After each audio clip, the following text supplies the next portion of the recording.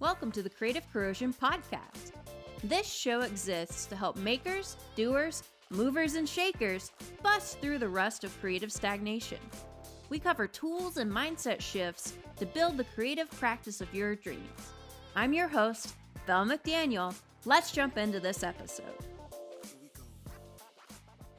At the beginning of this year, I took an entire month off social media, and I saw drastic improvements in my mental health and learned a lot about myself. That experiment taught me the importance of policing your timeline and setting boundaries around screen time. Don't get me wrong, I don't think social media is a bad thing. I think it has great power and it can bring people from around the world together, and it can be a great starting point for real change.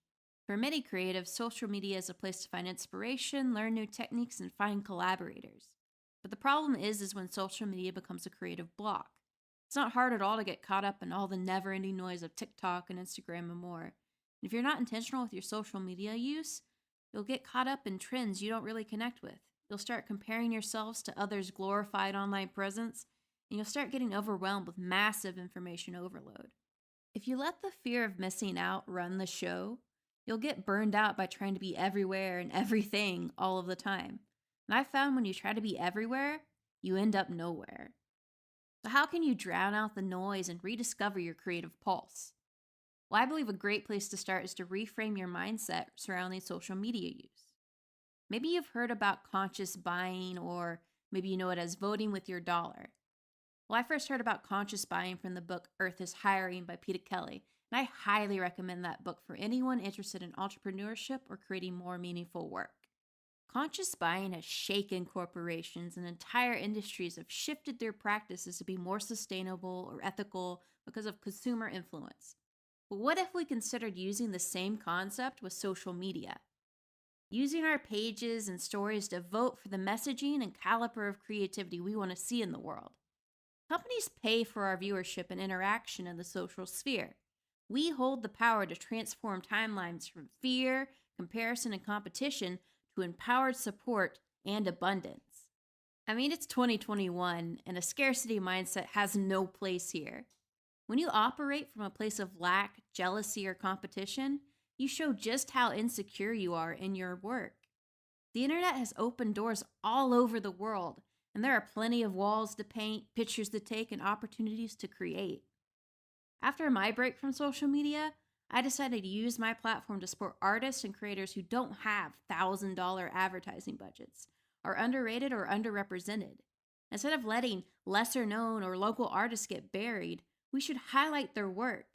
That is one of the main reasons why I started this podcast.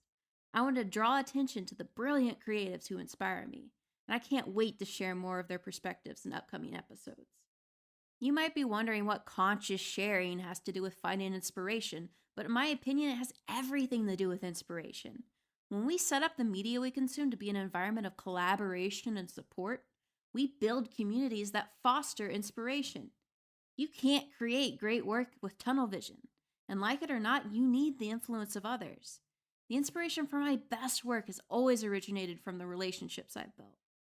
Outside of finding community, another great way to find inspiration is by changing up your patterns. I found that I operate best with some structure or routine in my life. However, sometimes it can be helpful to break out of your norm and experiment. A few starting points that have inspired me in the past are going on a walk, a road trip, listening to music, or reading a book you wouldn't typically pick up. The key to this is to go into the activities with an open mind and no expectations. If you do these activities expecting a great idea, you'll just stress yourself out. Sometimes finding inspiration is as easy as breaking out of a rut and having a little bit of fun. Being constantly creative is exhausting and honestly unrealistic. Be sure to take time to show some self-compassion and fill up your energy tank. I hope this episode gave you a few new ideas on reframing your mindset about social media. I hope we can start using conscious sharing to create inspirational and supportive creative communities. Being constantly innovative and inspired is an unrealistic myth, and it's rooted in the constant need to be productive. This unrealistic expectation of ourselves can lead to burnout, and I hope you will take this episode as a reminder to check in with yourself from time to time and take a break. Thank you so much for listening. If you enjoyed the show and would like to connect further, be sure to follow us on Instagram at Creative Corrosion Podcast.